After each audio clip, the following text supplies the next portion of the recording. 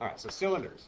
It says a common usage of the term cylinder describes a three-dimensional object with two parallel circular bases and with curved sides. In other words, think of a prism with circles as the bases. Yeah, that's all a cylinder is. Okay. We've got a picture given to us this time. Maybe we don't have to draw it ourselves. We've got a nice cylinder here. Notice the base is the circle. We can't see that back curve. We've got the radius labeled, and then the height of the cylinder is labeled. If we were to unfold the cylinder, we'd end up with this net. Notice that the side here, whenever it unfolds, is actually a rectangle. And the side length is the circumference. This is the circumference of the circle. All right, so the side length of this rectangle right here, I'm just going to outline it for the video. That's actually the side length is the circumference, and then we have the height is the height of the cylinder. Okay? And so the lateral area is the circumference of the circle, which is 2 pi r, times the height of the cylinder. This is just a rectangle. Okay? So just like other prisms, because the cylinder is just a special prism, the lateral area is essentially just that side, right? It's the soup can label.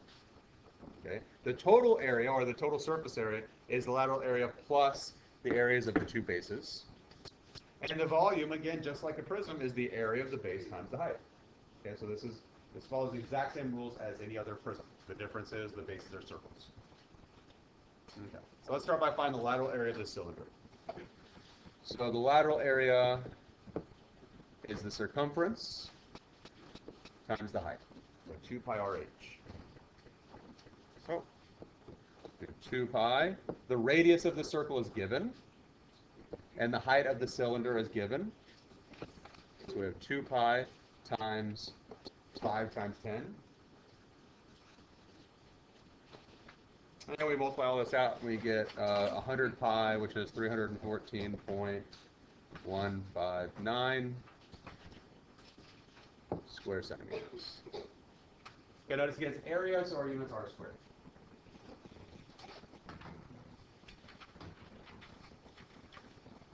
Okay. So lateral area, 2 pi r h, which is this nice, simple formula. All right, total area. Well, to find total area, we need to find the area of the base first. So let's start off by finding the area of the base, A sub b. Well, the formula for area of a circle is and always will be pi r squared. Now again, going back, our picture, our radius is given to us as 5 centimeters. And so our formula here would be pi times 5 squared. And we can approximate, I say approximately, say that equals to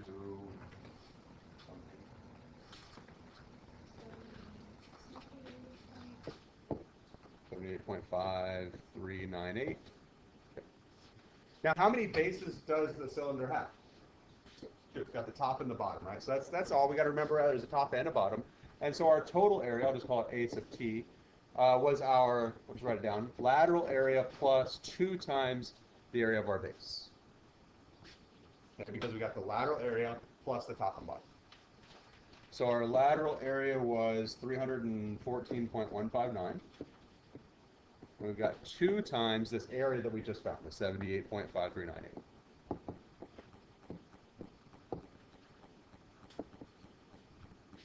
And we end up getting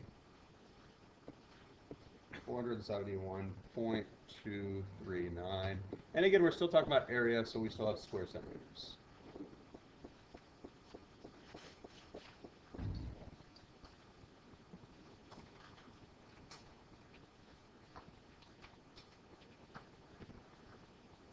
And then finally the volume. Well, the volume formula, area of the base times the height.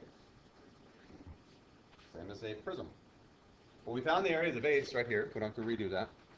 And so we know that we've got 78.5398 times the height of the prism, which was given.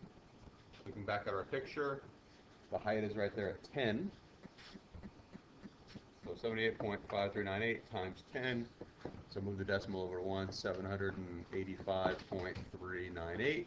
And now it's a volume, so our units will be cubic units. So centimeters cubed, or cubic centimeters.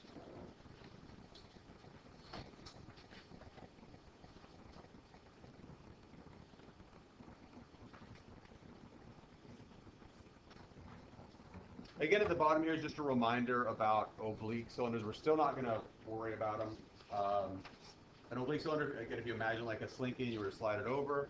Cavallari's principle, if you're really curious, Google it. First video you find is it. Just is kind of a proof showing that when you slide it over, it doesn't change the volume. Okay, so if we have a oblique prism where we know the radius and the height, it's the exact same formula for volume. Okay, so like the Leaning Tower of Pisa, as it leans over, its volume doesn't change, even though it's leaning. Okay. But we're, like I said, we're going to stick with the normal standard right circular prisms, which is just straight up and down. All right, last example. It says, what is the volume of a cylinder in which the circumference of the base is 36 inches and whose height is 3 times the radius of the base? So let's start by writing our circumference formula down. Circumference equals 2 pi r. And I use 2 pi r because right here it talks about radius, and so I'm going to just keep everything in terms of radius. Now we know the circumference is 36. So that means 36 must equal 2 pi r. So to solve for the radius here, we just divide both sides by 2 pi.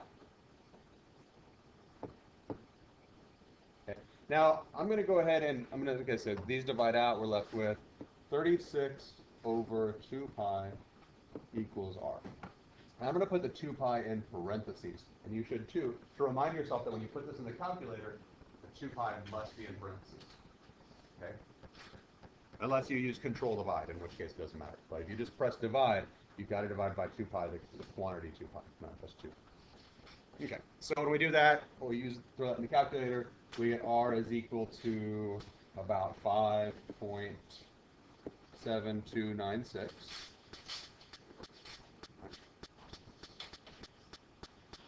All right, so we've got the radius of the cylinder. It asks for the volume, right? What is the volume? It says the height is 3 times the radius. So let's write down our volume formula. So volume equals the area of the base times the height. Now we have a formula for area of the base. The shape of the base is going to be a circle. So area of the base is pi r squared. And we actually have a formula for height because it says the height is 3 times the radius. So the height is 3r. And so now when we multiply this, well, we have the constants 3 times pi, and r times r squared gives us r to the 3rd power. Now keep in mind, our volume, right, is going to be cubic units. Radius is in inches, so this will give us cubic inches, so that works out well. So volume equals 3 pi times 5.7296 cubic.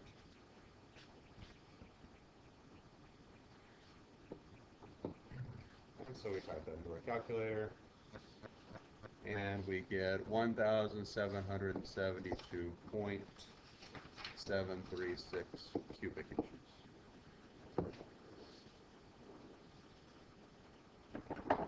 So given the circumference, we can find the radius and then find the volume. Given the volume, we could do a similar kind of idea. We could solve for the radius. That's what they all have in common. If we can solve for the radius, then we can find everything else. Okay? All right, so on the assignment, on all of the problems, all 1 through 8, the instructions are the same. You're finding the lateral surface area, the total surface area, and the volume. Okay, so that's the instructions for 1 through 8. It doesn't restate that every time. So there's just a picture. You're supposed to find these 3 things: the lateral area, the total area, and the volume. Okay. Do I need to go back to anything here? Any slides? Questions, concerns, arguments at this point?